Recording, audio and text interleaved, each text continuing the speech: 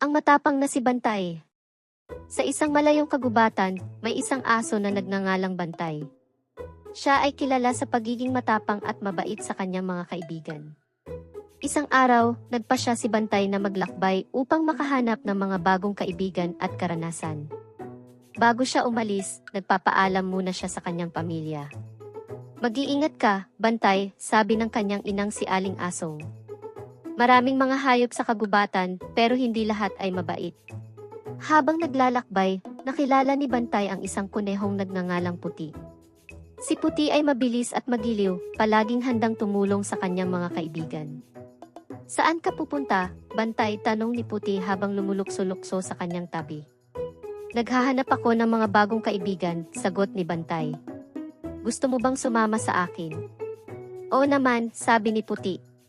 Mas masaya ang maglakbay kapag may kasama.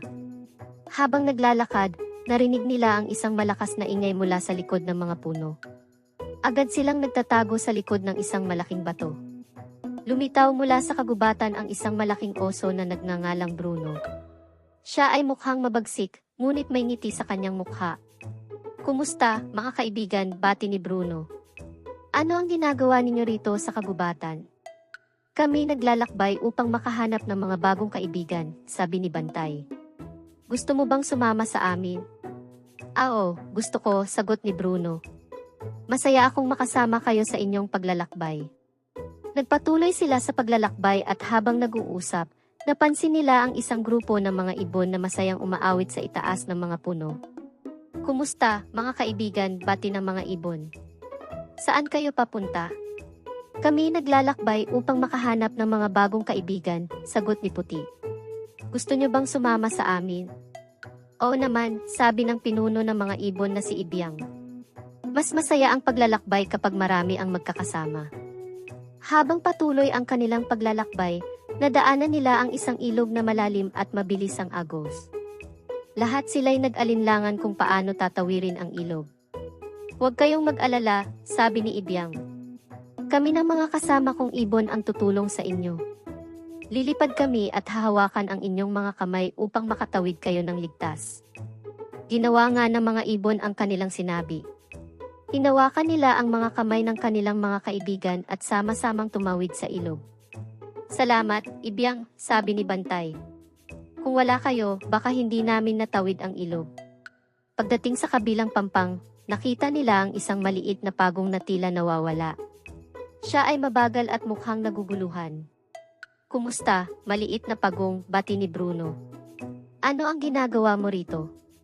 "Ako'y nawawala," sabi ng pagong na nagngangalang Lunti.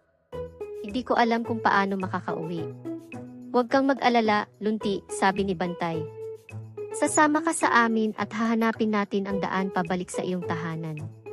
Sumama si Lunti sa grupo at nagpatuloy sila sa paglalakbay.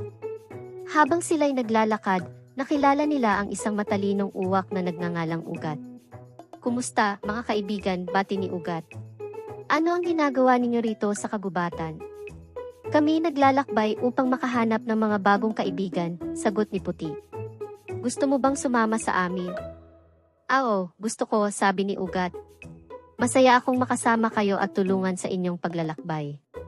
Habang patuloy sila sa paglalakbay, napansin nila ang isang mataas na bundok na tila mahirap akyatin.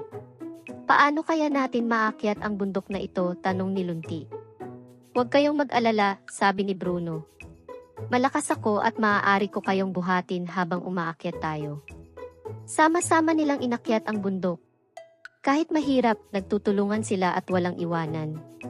"Kaya natin to," sigaw ni Bantay habang patuloy silang umaakyat. Sa wakas, narating nila ang tuktok ng bundok. Kitang-kita nila ang buong kagubatan at napakaganda ng tanawin. "Napakaganda," sabi ni Ibyang habang lumilipad-lipad sa paligid. "Sulit ang ating pagod," sabi ni Bruno. "Ang tanawing ito ay para sa ating lahat." Habang nasa tuktok, napansin ni Bantay ang isang maliit na bahay malapit sa paanan ng bundok.